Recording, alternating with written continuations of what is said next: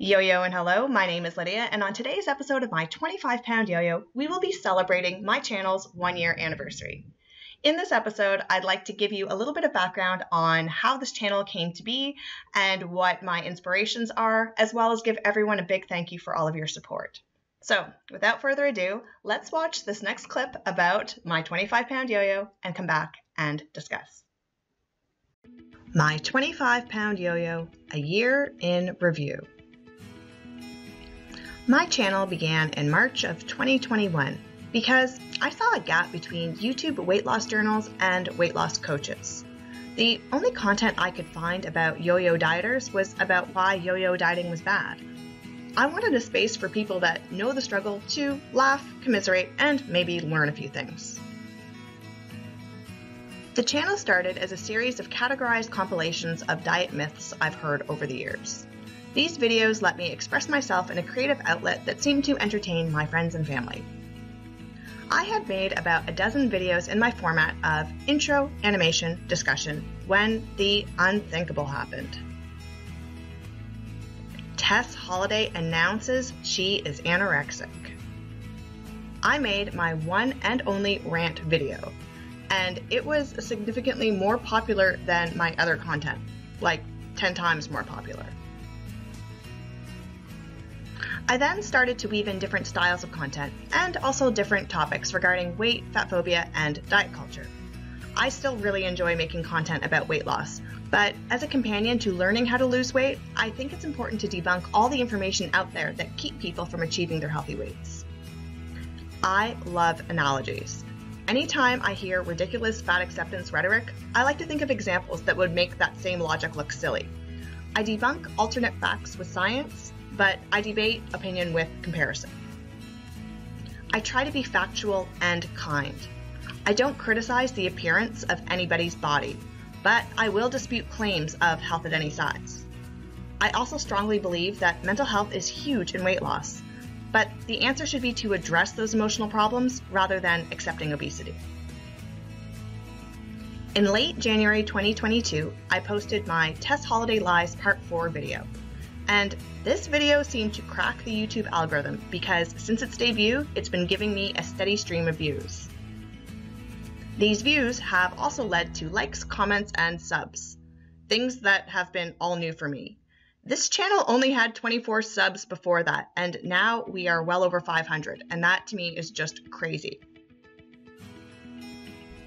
I love the engagement. I love responding to comments, and if you leave me one, I will almost guarantee that I will respond, no matter how old the video is. I love all comments, but I really appreciate how much insightful commentary and discussion we sometimes have, so thank you everyone. I also want to give a very special thanks to 3 of my OGs. You found and followed me early, and I've always appreciated your words. So what's next? Well, I'm not sure, but I'm enjoying the ride. I will continue debunking fat acceptance rhetoric and making weight loss videos, but beyond that, I'm not sure. I just wanted to say thank you for watching my little channel and hope that it brought you a fraction of the enjoyment that I had in making the content. So let's start at the beginning. I started this channel in March of 2021. And the reason why I did was because I noticed that there was a gap between people that were journaling their weight loss and fitness and dietitians dispensing weight loss advice. I was looking for some humorous content that kind of made light of the struggles that chronic dieters have. Now, my favorite podcast is The Diet Starts Tomorrow, and I love their stories, and I like how they lightheartedly joke about some of the things that we say to ourselves when we are trying to lose weight. So I was looking for content like that to consume. But when I couldn't find any, I thought, well, maybe I should just make a channel myself.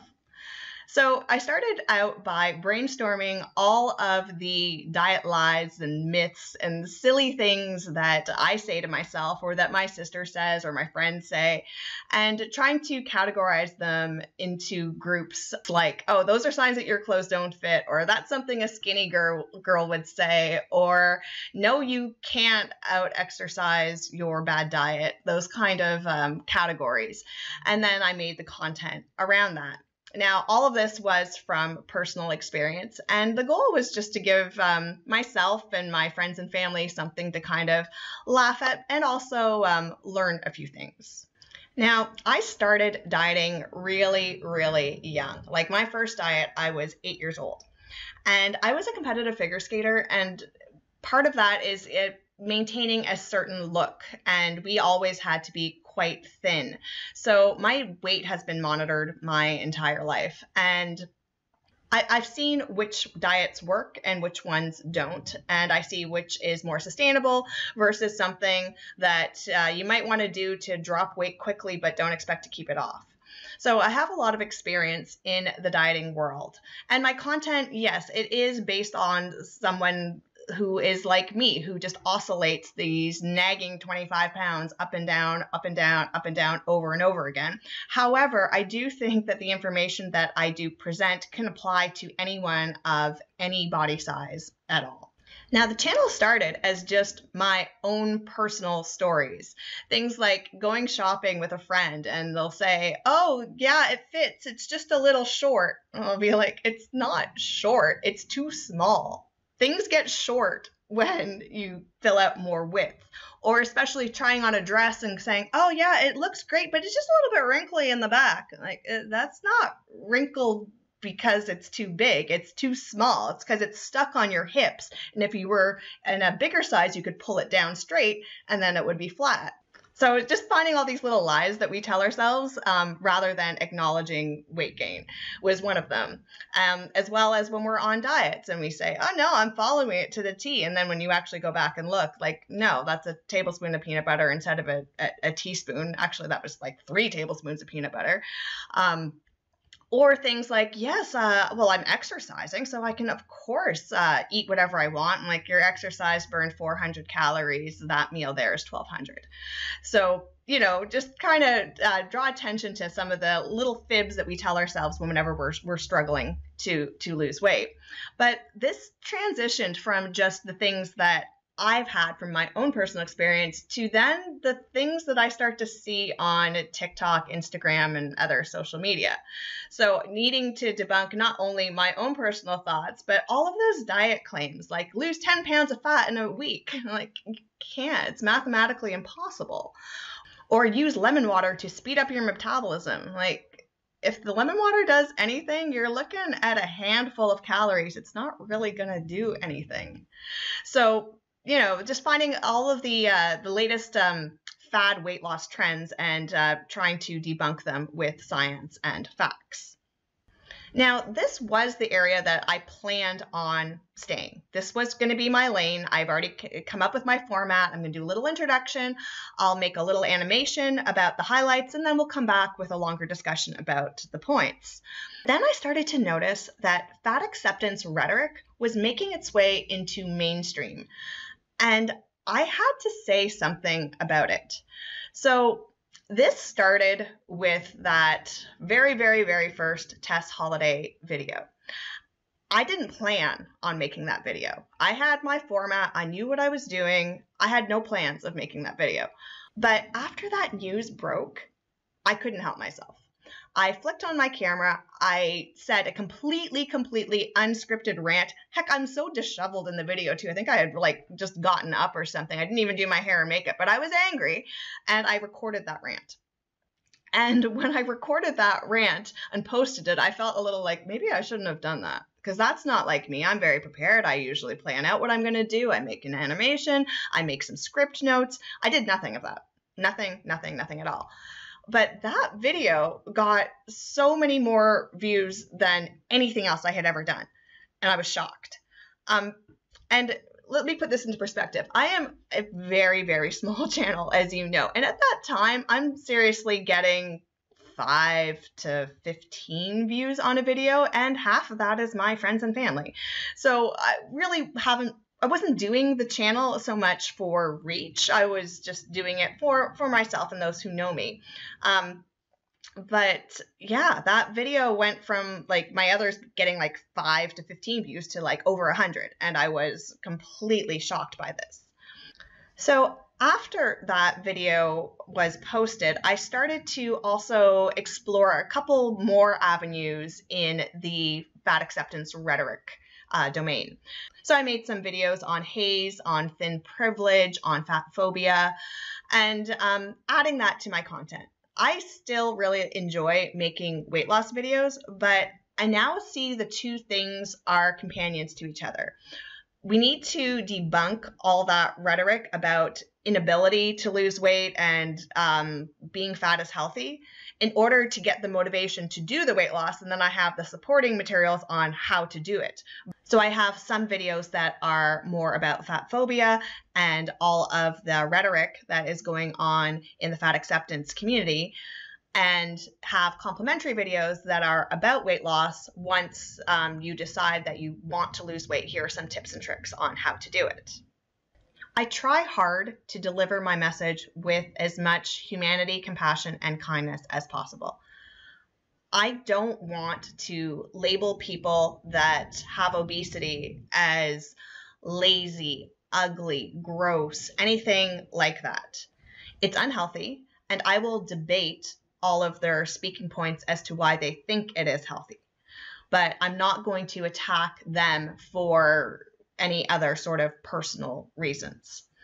When I criticize their message, I'm pointing out that this is not scientifically factual. And when I'm presented with opinions I don't agree with, I counter them with comparisons. So one of my biggest problems with this message about fat phobia is that they compare it to things like homophobia and racism, which are completely different. As a visible minority who has traumas from being bullied because of my race, I can absolutely say that the two things are different. And I have a video on fat phobia versus racism that articulates all of my speaking points on that.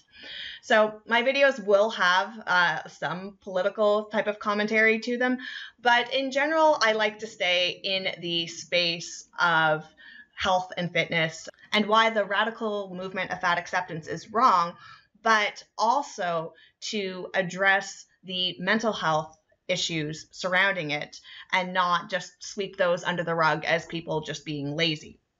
Now, I have a friend, and this is a real story, I'm not just making this up, who has issues losing weight. And one of the problems that they have is an aversion to vegetables, like a real problem. They're gross, they're slimy, I can't get myself to eat vegetables.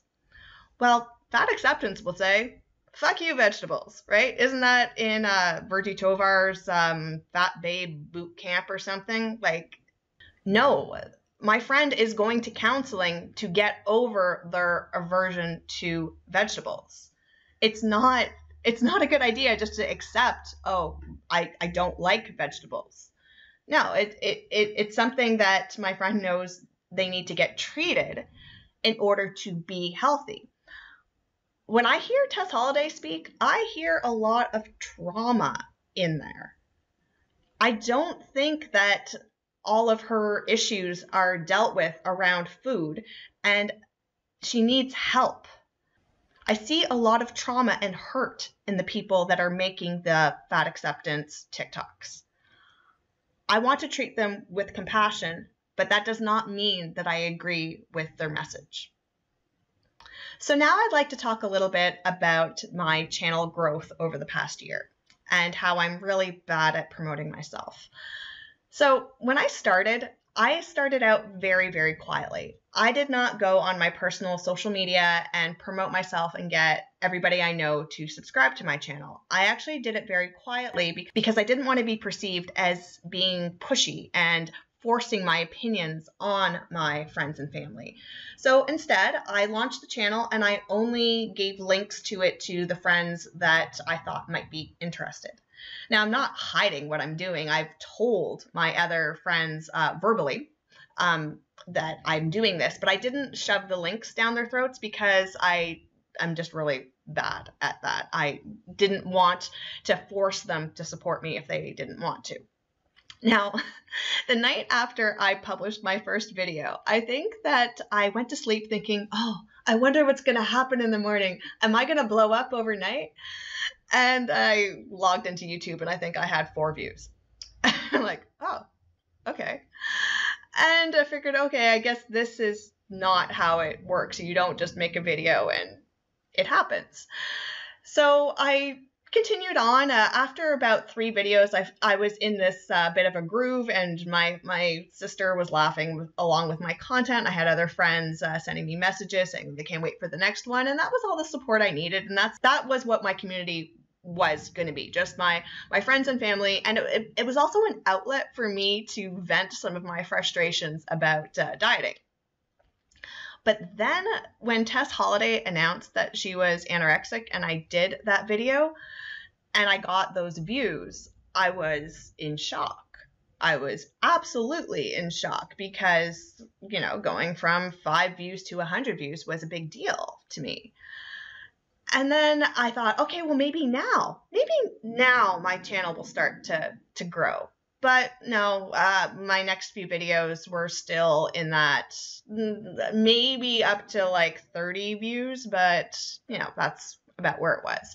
But I continued to plug along, and as I was slowly growing, very, very slowly growing, I ended up getting a few subs, and 3 of which that I mentioned in my animation have been amazing to me. And even when I had only 24 subs, they were making comments on my videos and saying really positive things and engaging me. And I really am I'm appreciative to everyone, but you 3, giving attention to such a small channel, like that meant the world to me. But then in this past January, this is when like the miracle for me happened. The Tess Holliday Part 4 video, it's not like it's the first time I covered Tess. It was the 4th time I covered Tess. I guess I finally got picked up in some sort of YouTube algorithm because that video is my top video. It gives me a lot of views every week, and I use that one to route to other ones if people make it to the end. And I can't say enough how much I'm blown away with what's happened in the past 2 months, because gone from 24 subs to almost 600, and it's just wild. I never really thought that I would get much engagement, and I guess I didn't know how much I'd love it. Like every single morning I get up and I log into YouTube and I look at my comments and I try to respond to pretty much everything. I figure if people are going to take the time to watch my videos and leave me a comment, the least that I can do is say thank you. And better yet, I've had amazing discussions. Like, I am always impressed with how much thoughtful commentary I get now. It blows my mind. And you all teach me things too. I'm not afraid to admit what I don't know. If I disagree with you, I will politely disagree. If I don't know an answer, I will also say I don't know. And if it's a big mistake, I will make another video correcting what I had said. This whole experience this past year has been amazing. And I'm so looking forward to making new videos this year as well. I'm going to continue on making weight loss videos, but I also have a huge backlog of ideas for things about fat acceptance and the rhetoric that surrounds it. And unless Tess Holliday is completely out of the public spotlight this year, you can almost guarantee that there will be at least one, if not several, Tess Holliday Lies videos coming out as well this year. We'll just have to wait and see what she does or what she says. As I said before, I'm really terrible at self-promotion, and I don't do it very often. But if you do like my videos, please do like, comment, and subscribe. I really do appreciate the support. Thank you so much for an amazing year, and especially an amazing past 2.5 months. But alas, this is my 25-pound yo-yo. So until next time, yo-yo and let's go.